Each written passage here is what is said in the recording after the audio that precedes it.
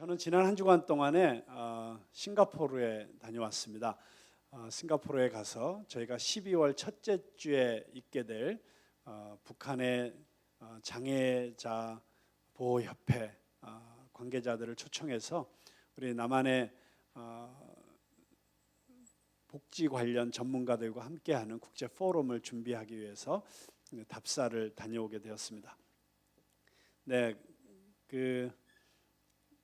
싱가포르에 가면 지난번 문재인 대통령께서 싱가포르 방문하셨을 때 영부인이 방문하셨던 장애인 시설이 있습니다. 이네이블링 빌리지라고 하는 곳인데 저도 전 세계 여러 곳에 많은 시설들을 다녀봤지만 깜짝 놀랐습니다. 싱가포르에 이렇게 훌륭한 시설이 있구나.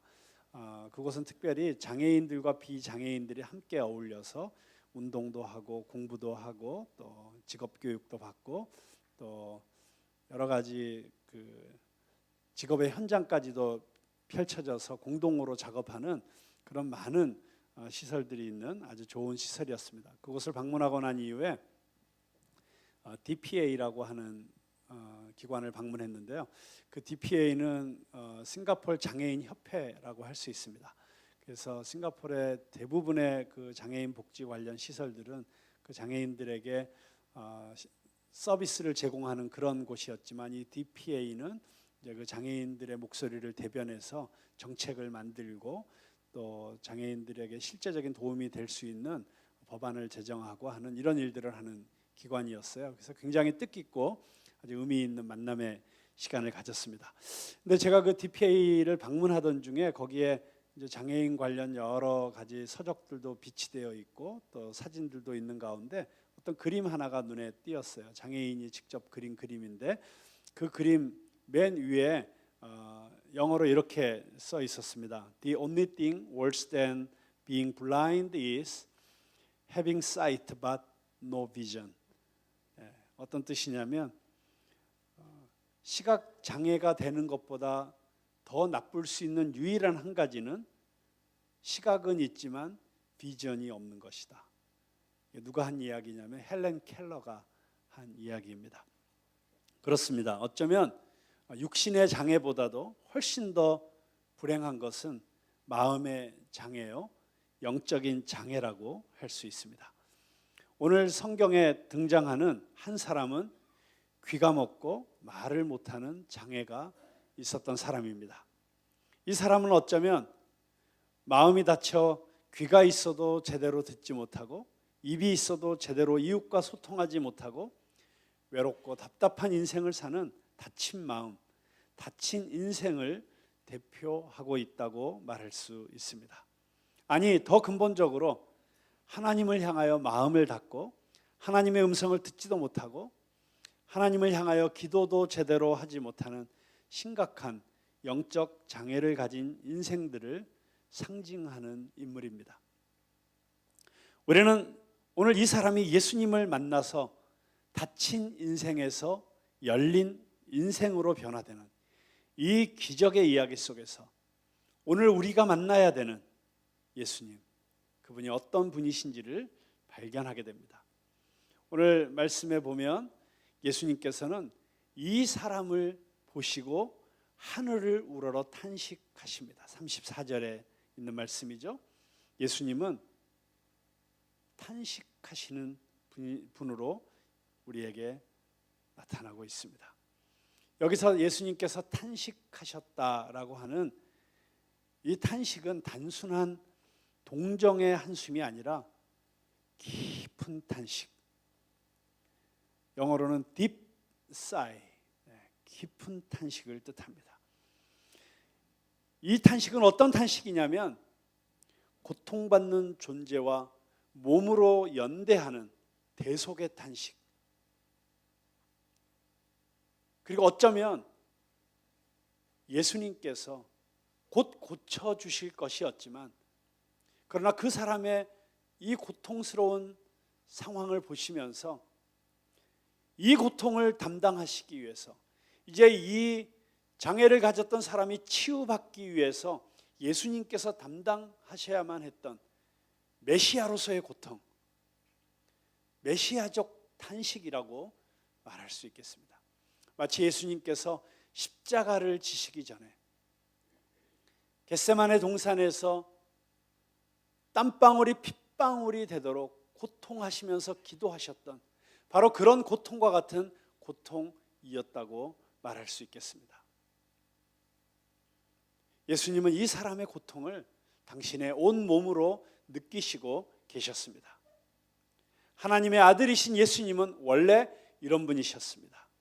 2000년 전에 이 땅에 계실 때 예수님께서는 고통받는 사람들을 볼 때마다 불쌍하게 여기셨다고 성경은 기록하고 있습니다. 불쌍히 여기셨다. 영어로는 moved with compassion. 연민으로 그의 마음이 들끓었다.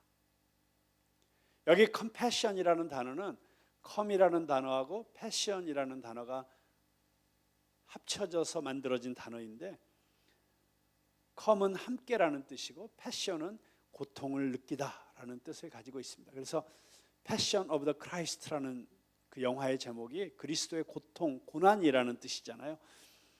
예수님께서 고통받는 자들의 그 고통을 그들과 똑같이 느껴주셨다고 하는 것입니다.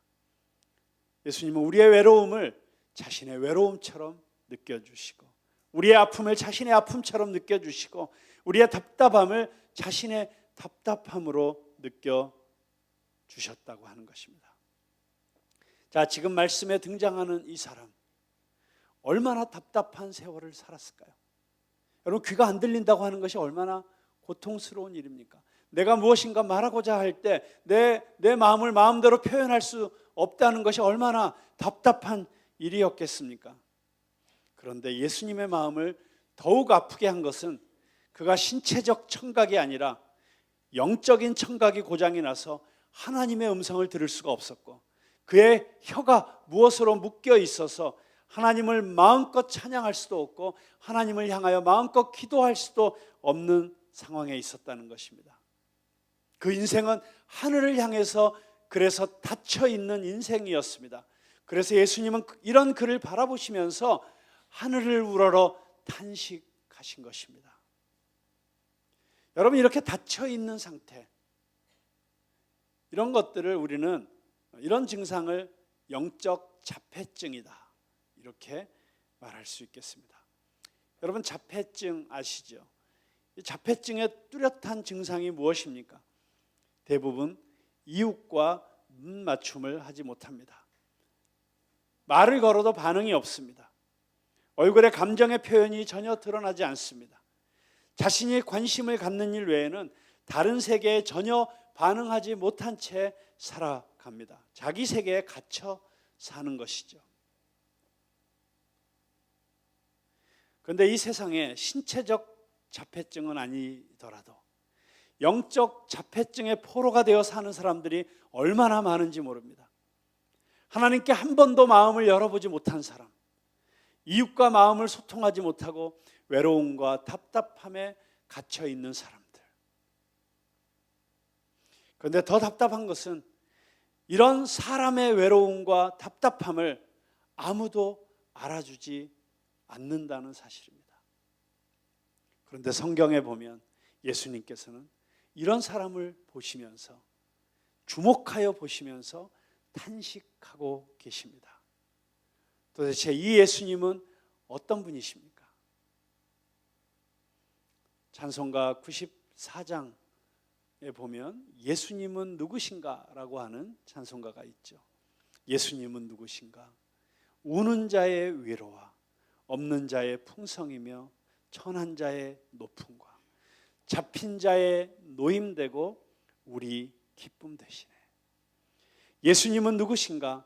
약한 자의 강함과 눈먼 자의 빛이시며 병든 자의 고침과 죽은 자의 부활되고 우리 생명 되시네. 그리스도인들은 이런 예수님을 한마디로 우리의 구주이시다라고 고백합니다. 그분은 다친 인생을 구원하실 수 있는 유일한 구세주이십니다. 두 번째로 예수님은 어떤 분이십니까? 예수님은 이 사람을 따로 데려가셔서 무리의 시선이 미치지 못하는 개인적인 공간으로 데리고 가십니다. 왜 그렇게 하셨을까요? 어쩌면 이 장애자는 평생 동안 그가 귀가 들리지 않는다는 것 때문에, 말을 어눌하게 한다는 것 때문에, 아니 어버버 하는 소리 외에는 낼 수 없다는 것 때문에 늘 사람들의 조롱거리가 되고 웃음거리가 되고 구경거리가 되는 인생을 살았을 수도 있습니다. 예수님께서 이 사람의 병을 고쳐주시는 그 기적의 현장을 많은 사람들이 보게 하지 않으신 이유가 어쩌면 거기에 있었다고 생각합니다. 예수님은 이 사람을 배려하신 것입니다. 그가 이 장애에서 벗어나는 이 놀라운 기적의 현장조차도 또다시 다른 사람의 구경거리가 되는 그런 마음의 부담을 이 사람에게 주고 싶지 않으셨기 때문에 이 사람을 따로 조용한 곳으로 데리고 가신 것이었죠. 그런 예수님의 배려라고 하는 관점에서 본다면, 예수님께서 이 사람을 고치실 때 귀에다가 손가락을 넣으시고 그리고 그의 혀에다가 손을 대시고 이렇게 하셨던 이유도 이 사람에 대한 특별한, 어쩌면 요즘식으로 얘기하면 맞춤 서비스라고 할 수 있습니다. 왜냐하면 이 기적 직전에 있었던 다른 예수님의 치유의 기적의 현장을 보면 예수님께서 손도 대시지도 않고 그냥 말씀만으로 다 고쳐주십니다. 그런데 왜 이 사람, 그렇다면 예수님께서 꼭 이렇게 뭔가 퍼포먼스를 하셔야만 이 사람의 병이 나을 수 있었던 것이 아니라는 것을 우리는 알 수 있습니다.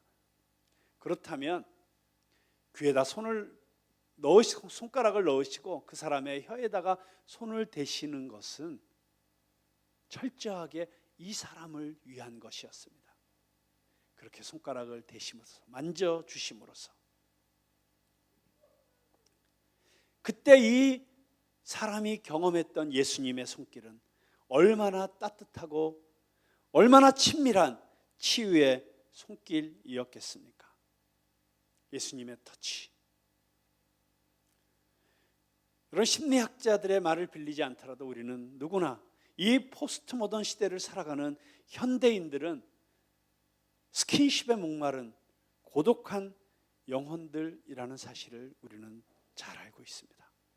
누가 이 고독한 영혼들의 영혼을 만져줄 수 있다는 말입니까? 성경에 나타나는 예수님은 언제나 아무도 만지기를 꺼려하는 사람들에게 먼저 찾아가셔서 먼저 손을 내미시는 분이셨습니다. 그리고 주님의 손길이 스치는 사람마다 놀라운 사건을 경험합니다. 육체가 병든 자는 고침을 받고 마음이 병든 자는 용기와 희망을 경험합니다. 마음이 다친 자는 그 마음을 열게 됩니다. 그리고 하늘을 향해서, 예수님을 향해서 마음을 열고 하나님을 찬송하기 시작하게 되는 것입니다.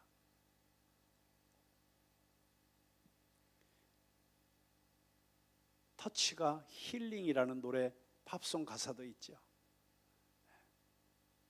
그 만져줌이, 그 예수님의 치유의 만짐의 손길을 경험한 사람마다 그 삶이 변화되기 시작하는 것을 경험하게 됩니다. 1960년대 미국의 청년들은 허무주의의 물결 속에서 삶의 의욕을 잃고 머리를 기르고 히피가 되어서 마약의 환각 속에서 거리를, 바다를 방황하고 다녔습니다. 그러자 그들을 바라보면서 미국의 지도자들은 이제 미국에는 더 이상 미래가 없다라고 그렇게 말하기 시작합니다. 그런데 그들 가운데 아무도 예측하지 못했던 거대한 변화가 일어나기 시작합니다. 우리가 요즘 말하는 예수 운동, Jesus Movement, 그리고 예수 혁명, Jesus Revolution, 바로 예수 운동이 일어났던 것입니다. 그래서 어떻게 되었습니까? 정말 히피가 되어서 마약에 쩔어서 살던 그 수많은, 그리고 허무와 방황 속에서 방황하던 그 많은 젊은이들이 예수님 앞으로 손들고 나오기 시작합니다. 예수님을 영접하고 구원받기 시작합니다. 성령을 체험합니다. 그리고 그들은 새로운 노래를 만들어서 찬양하기 시작합니다. 그리고 교회와 하나님의 품으로 돌아오기 시작했습니다. 도대체 그들에게 무슨 일이 일어난 것일까요? 사람들이 너무나도 궁금해서 완전히 새로워진, 완전히 달라진 삶을 살고 있는 그들에게 도대체 What happened? 무슨 일이 일어난 것이냐고 물었을 때 그들은 대답 대신 노래를 들려주기 시작했습니다. 자신들에게 일어난 변화를 담은 노래로 대답하기 시작했습니다. 그때 탄생했던 유명한 가스펠이 있습니다. 여러분이 너무도 잘 아시는 He touched me 라고 하는 복음성가입니다. 험한 세상 나그네 길 나의 맘이 고날 때 사랑스런 주의 손길 내 마음을 항상 두드리네. 그렇게 시작되는 노래 혹시 들어보신 기억이 있으신가요? 네, 그런데 그 영어 가사가 이렇죠. 후렴에 보면 He touched me, oh He touched me, oh the joy that floods my soul. Something happened. 무슨 일이 일어났다는 거죠. And now I know. 그리고 나는 지금 압니다. He touched me and made me whole. 그가 나를 만지셨고 그분이 나를 온전케 하셨습니다. 나름대로 열심히 노래를 불렀는데 박수도 안 쳐주셔도 괜찮습니다. 중요한 건 박수 치는 게 중요한 게 아니고 정말 이 예수님의 만지심이 지금 이 시간 여러분의 마음을 만지시는 것입니다. 그 예수님의 손길이 여러분 위에 머물게 되시기를 주님의 이름으로 축원합니다. 세 번째로 우리가 발견하는 예수님은 어떤 예수님이십니까? 예수님은 이 다친 인생을 향하여 말씀하시는 분이십니다. 뭐라고 말씀하십니까? 그분은 이 귀 먹고 말 더듬는 사람, 이 사람의 귀에 손을 넣고 이어서 그의 혀에 손을 대시면서 에바다라고 한마디를 외치십니다. 에바다. 산부인과에서 외치는 애를 받으라는 소리가 아닙니다. 에바다. 열려라라는 뜻입니다. 열려라. 주님께서는 지금도 우리를 향하여 에바다, 열려라라고 말씀하시고 계십니다. 그 말씀을 들을 때 그 사람의 귀가 열리고 혀가 맺힌 것이 풀려서 입이 열리고 그 말이 분명하여졌습니다. 거기서 끝났습니까? 아닙니다. 그는 이제 하나님의 음성을 듣는 자가 되었습니다. 하나님을 찬양하는 자가 된 것입니다. 그렇다면 이 사람이 그런 놀라운 기적을 경험하기 위해서 무슨 일을 한 것입니까? 이 장애를 가졌던 이 사람이 무슨 일을 했기에 이런 놀라운 일이 일어났습니까? 아무 일도 안 했습니다. 그는 단지 에바다라고 말씀하시는 그 주님의 말씀을 믿음으로 받은 것뿐입니다. 열려라라고 하는 이 말씀에 아멘으로 받은 것뿐입니다. 2000년 전 이 땅에서 다친 인생들을 향하여 말씀하시던 주님께서 지금도 동일하게 우리에게 말씀하십니다. 에바다. 혹시 여러분 이 자리에 계신 분들 가운데 어떤 이유에서든지 귀가 막혀 있는 분이 있으십니까?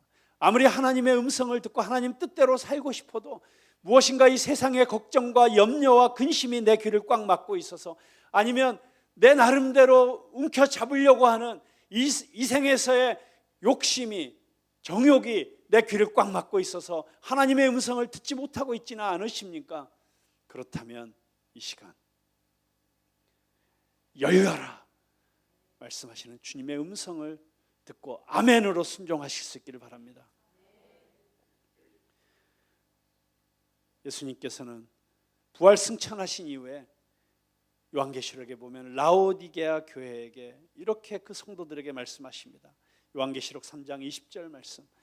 볼지어다 내가 문 밖에 서서 두드리노니 누구든지 내 음성을 듣고 문을 열면 내가 그에게로 들어가 그와 더불어 먹고 그는 나와 더불어 먹으리라. 예수님은 지금도 우리의 마음의 문을 두드리고 계시고 우리의 귀에 대고 말씀하십니다. 우리가 그 음성을 듣고 우리의 마음의 문을 열고 그분을 영접하여 드리면 그분께서는 우리 안에 기쁘게 들어오셔서 우리와 함께 먹고 마신다. 여기서 먹고 마신다고 하는 것은 가장 친밀한 교제를 뜻하는 것입니다. 그렇게 우리와 교제하시기를 원하십니다. 우리가 마음 문을 열어서 예수 그리스도를 영접하고 받아들이면 나머지는 그분께서 일하십니다. 그분께서 우리 안에 들어오셔서 우리의 더러워진 마음들을 깨끗하게 씻어주실 것이고 우리의 상처들을 깨끗이 치유하여 주실 것이고 우리 안에 있는 미움을 사랑으로, 우리 안에 있는 분노를 평화로, 우리 안에 있는 절망을 희망으로 바꾸어 주실 것입니다. 그분이 일하실 수 있도록 여러분들의 마음을 여시고 주님 그분을 초청하여 드리실 수 있기를 바랍니다. 그리고 주님께서 여러분의 혀에 친히 안수하여 주셔서 여러분의 혀가 풀리시기를 주님의 이름으로 축원합니다. 여러분 혹시 기도하고 싶어도 기도가 잘 안 되시는 분이 있으십니까? 거룩한 말을 하고 하나님을 찬양하고 이웃을 향하여 하나님의 사랑을 증언하는 그런 혀가 자유롭게 풀려야 되는데 그 혀가 풀리지 않아서 지금 벙어리처럼 그렇게 닫혀있는 인생을 살고 계시는 분이 있으십니까? 시간 열리시게 되기를 주님의 이름으로 축원합니다. 오늘 이 귀가 막혀 있는 사람, 혀가 굳어 있는 사람을 풀어주시는, 열어주시는 이 주님의 놀라우신 기적의 이야기는 오늘 이미 그리스도를 영접하고 이제 또 다른 이웃들을 또다시 우리의 이웃들을 향하여 우리의 마음을 열고 여전히 닫힌 인생을 살아가는 답답한 인생, 외로운 인생을 살아가는 우리의 가족 혹은 우리의 친구, 우리의 이웃들을 우리가 어떻게 바라보고 어떻게 그들을 도와주고 어떻게 그들에게 이 놀라운 기적을 선물할 수 있는지를 우리에게 보여주고 있습니다. 우리가 닫혀있는 답답한 외로운 인생을 살아가는 우리의 이웃들에게 이 놀라운 하나님의 사랑을 경험시켜 줄 수 있기 위해서는 먼저 우리 마음에 예수 그리스도의 마음, 긍휼의 마음을 품어야 됩니다. 예수님께서 고통받는 자들을 향해서 그 안타까워하시는 그 똑같이 아파하시는 마음을 품으셨던 것처럼 우리도 그 예수님의 마음을 품을 수 있어야 됩니다. 그래서 우리의 이웃들을 바라보면서 그냥 판단하고 정죄하고 비판하는 것이 아니라 그들이 지금 겪고 있는 그 아픔을 나의 아픔처럼 느낄 수 있어야 된다고 하는 것입니다. 그런데 우리가 그렇게 예수 그리스도의 마음으로 이웃을 향하여 내 옆에 있는 누군가 닫혀있는 인생을 바라보면서 내가 아파하는 마음을 품게 될 때 그때 놀라운 기적이 일어납니다. 예수님께서 불쌍히 여기셨다라고 하는 표현이 등장할 때마다 성경에 반드시 따라 나오는 사건이 있는데 그것이 바로 기적이었습니다. 예수님의 기적은 예수님 자신의 어떤 신적인 영광이나 능력을 과시하기 위해서 베푸신 적이 한 번도 없으셨습니다. 예수님은 언제나 불쌍히 여기시는 마음 때문에 그 예수님의 긍휼하신 마음, 불쌍히 여기는 마음이 동기가 되어서 그 모든 기적들이 일어났던 것입니다. 마찬가지로 우리가 예수님의 마음을 품고 우리의 이웃과 세상을 바라보기 시작할 때 바로 그 마음으로부터 기적이, 또 다른 기적이 시작되게 되는 것입니다. 두 번째로 우리는 그 예수님의 마음을 품고 아파할 뿐만 아니라 구체적으로 우리의 손을 내어 밀어야 합니다. 이웃의 손을 잡아줄 수 있어야 합니다. 그의 등을 두드릴 수 있어야 합니다. 우리가 따뜻한 그리스도의 마음을 품고 정말 이 터치가 그리운 목마른 영혼들에게 다가가서 그들에게 그것이 어떤 것이 되었든지 그들의 마음을 만져주는 사랑의 터치를 우리가 선물할 수 있을 때 그때 우리의 이웃들의 마음이 열리게 될 것이고 그들은 하나님을 향하여 돌아오는 역사가 있게 될 줄로 믿습니다. 마음을 열어주는 101가지 이야기라고 하는 아주 따뜻한 이야기들을 담은 책이 있습니다. 그 책에 실린 이야기 가운데 아주 정말 따뜻한 이야기가 하나 있어서 오늘 여러분들과 그 이야기를 나누려고 합니다. 너무도 행복하게 살고 있는 한 그리스도인 부부가 있었습니다. 그런데 어느 날 휴일 아침에 조금 잠자리에서 늦게 일어나서 함께 찬양하고 기도하다가 갑자기 자신들의 가정이 작은 천국이라는 느낌이 그렇게 강하게 밀려왔습니다. 그 순간 너무 감사해서 남편이 하나님, 우리 가정에 천국을 주신 것에 감사합니다 라고 감사 기도를 드리는데, 그 남편의 기도를 들으면서 이 아내의 마음속에 이런 천국의 비밀을 알지 못하는 누군가와 우리가 경험한 천국의 기쁨을 나눠야 할 것 같다라고 하는 생각이 문득 들게 되었습니다. 그래서 그 이야기를 남편에게 나누었더니 남편이 거기에 적극적으로 동의를 하면서 그래, 그러면 오늘 누군가와 우리가 지금 경험하고 있는 이 천국의 기쁨을 꼭 나눕시다 라고 거들게 되었습니다. 그래서 그날 이 부부는 오늘 누군가와 우리가 지금 경험하고 있는 이 천국의 기쁨을 나누게 해달라고 기도로 아침 기도를 마무리했습니다. 그리고 그날 점심시간에 이 부부가 식당에서 점심을 먹는데 건너편 테이블에 한 중년 여성이 혼자 쓸쓸히 식사하는 모습이 이 부인의 시선을 사로잡았습니다.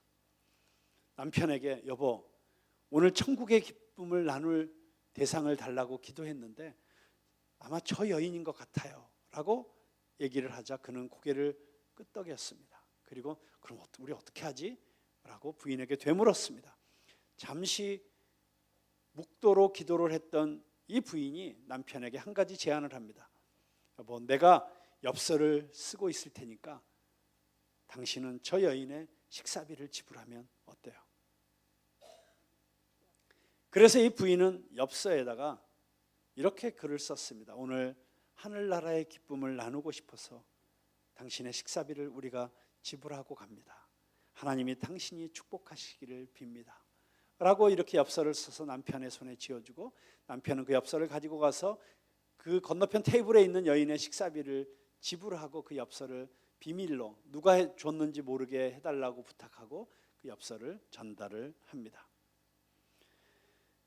잠시 후에 식사를 끝낸 이 여인은 식사비를 지불하러 카운터에 갔는데 식사비는 이미 지불되었다는 것을 알게 되었고, 그리고 누군가가 카드 한 장을 남겼다는 것을 알게 되었습니다. 카드를 읽어 내려가던 그 여인은 놀라는 표정을 짓더니 카운터 옆자리에 앉아서 무엇인가 노트에 적기 시작합니다. 멀리서도 노트를 꺼내 무엇인가 기록하는 이 여인이 손수건을 꺼내서 눈물을 닦는 것을 볼 수 있었습니다. 한참 심각하게 생각하고 무언가를 적어 내려가던 여인이 카운터에 있는 사람에게 뭔가를 부탁하더니 황급히 식당을 떠나는 것이었습니다. 잠시 후에 그 식당의 웨이터가 이 부부에게 그 여인이 남기고 간 메모 한 장을 전달해 주었습니다. 그 쪽지에는 이런 메시지가 적혀 있었습니다. 누군지 모르는 하나님의 천사에게, 저는 교회를 꽤 오래 다녔지만 요즘 하나님도 천국도 없다는 결론을 내렸습니다. 저는 우울증으로 고생하다가 남편에게 버림받은 뒤 사랑 없는 세상을 그만 떠나기로 결심했습니다. 사실 오늘 마지막으로 근사한 식사를 하고 이 세상을 떠나기로 결심했었는데 여기서 다시 하나님을 만났습니다. 그리고 천국의 소망을 바라보고 다시 살기로 마음먹었습니다. 당신은 천국에서 보낸 천사입니다. 감사합니다. 교회로, 하나님의 품으로 다시 돌아가겠습니다.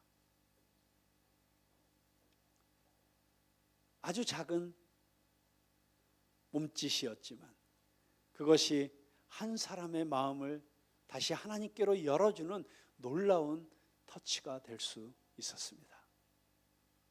그렇습니다. 오늘 우리가 기도하면서 성령님께서 우리와 함께 하시면서 우리가 우리의 이웃들을 향해서, 어쩌면 그 이웃은 가장 가까운 이웃인 내 아내일 수도 있고 내 남편일 수도 있고 내 자녀일 수도 있습니다. 그렇게 고독한 외로운 빈 방에서 홀로 닫혀 있는 누군가에게 예수님의 마음을 품고 다가가서 그들에게 손 내밀어 주고 그들의 귀에 조용히 에바다라고 속삭여 줄 수 있는 그런 저와 여러분의 삶이 될 수 있기를 주님의 이름으로 축원합니다. 오늘 이 시간에 우리가 말씀을 마치면서 혹시 우리의 마음이 닫혀 있다면, 우리의 귀가 막혀 있다면, 그리고 우리의 입이 열려 있지 않고 있다면 오늘 우리는 주님 앞에, 주님 내 귀를 열어주십시오. 내 눈을 열어서 주님의 사랑과 영광을 볼 수 있게 하여 주십시오.